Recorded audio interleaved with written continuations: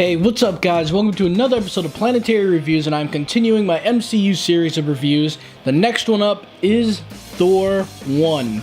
Now this movie was probably my least favorite of the Phase 1 because, not because it was necessarily a bad film, but because personally Thor isn't my favorite character, and he isn't somebody that I feel compelled to learn about.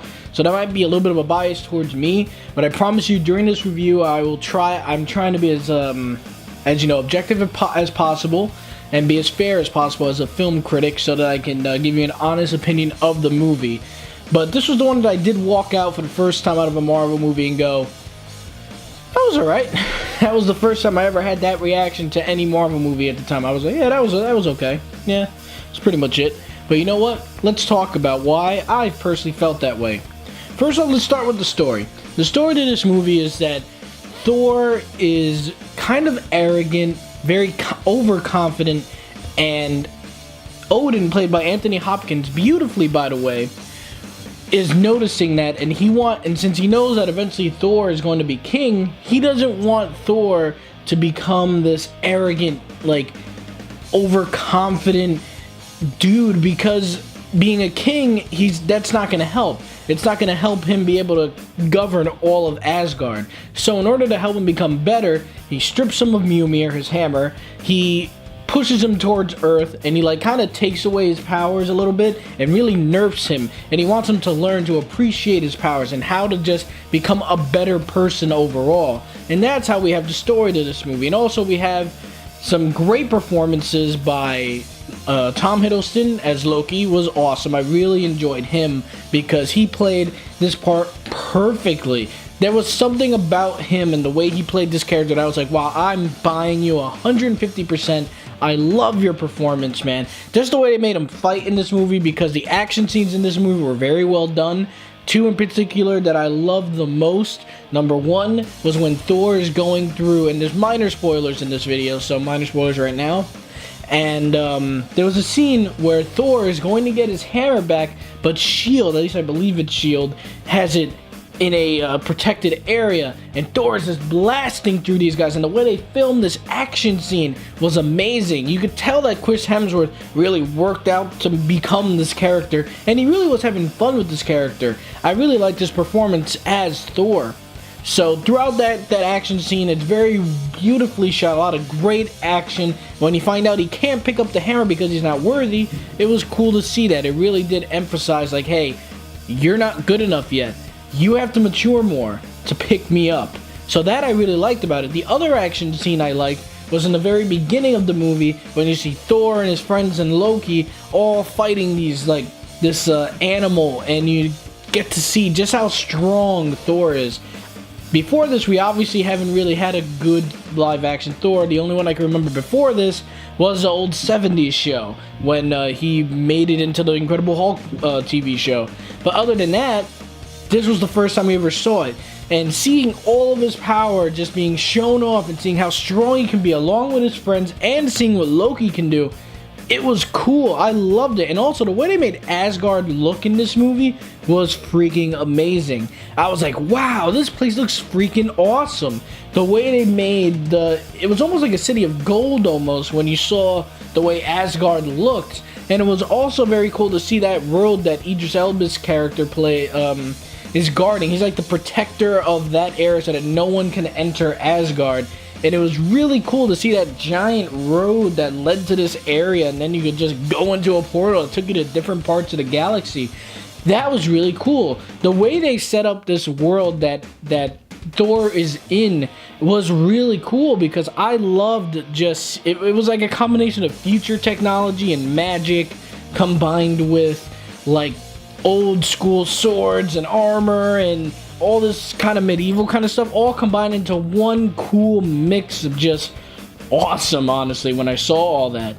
Also, I gotta say that one of my other favorite parts of this movie was one of the human characters. Her name was Darcy, played by Kat Dennings, and I really liked her character because she brought a heart to this film that this movie kind of really needed. She was very great at bringing in the comedy. She made it very funny when certain things would happen. A lot of interactions with Thor were very good. I really did enjoy her performance, and it really gave this movie a level of heart and humanization that it really needed. And also, I gotta say, the ending was actually pretty cool because we had a very cool twist with Loki. I'm not going to reveal what that twist is if you have not seen this movie. We learn more of Loki's origin, and that really brings a deepness to his character that I really did enjoy. I was like, that is cool. That is a really awesome way to give his character more of a arc, because basically once Thor gets kicked out of Asgard and is said you're not worthy right now, Loki wants to become the king. He says, hey, Thor isn't good enough, he's not mature enough, let me take over. And Odin's like, no, just no.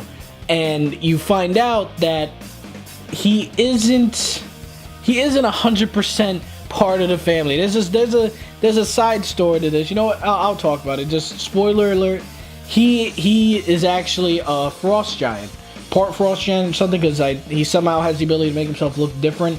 So he is part frost giant, and he's not actually Odin's child. So this gets him pretty pissed off when he figures out that origin. Him and Thor get into it, and then we have a big climax that was actually pretty cool. And overall, those are all the positive things I really loved about this movie. It was very awesome in all those respects.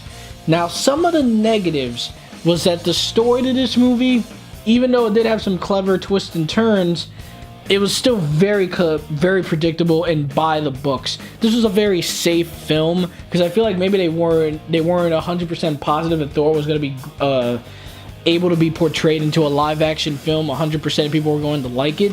So I feel like this movie was played very safe and by the book. So when you see the story, I was just like, all right, yeah, I can see how that's going to happen. That was pretty much my reaction to most of this movie. And then also, even with Chris Hemsworth's great performance as Thor, his character wasn't very compelling, which granted, that was kind of the point because of the fact that he was maturing and trying to become better, because he was just an arrogant, like, kind of a jerk in the beginning. So, but even with the arc of him becoming Thor again, I really didn't feel so connected with this character. I was like, alright, he made it. Yeah, awesome, cool. I didn't feel the connection that I felt with Iron Man. I didn't feel the connection I felt with Bruce Banner in the Incredible Hulk movie. It just was like, cool.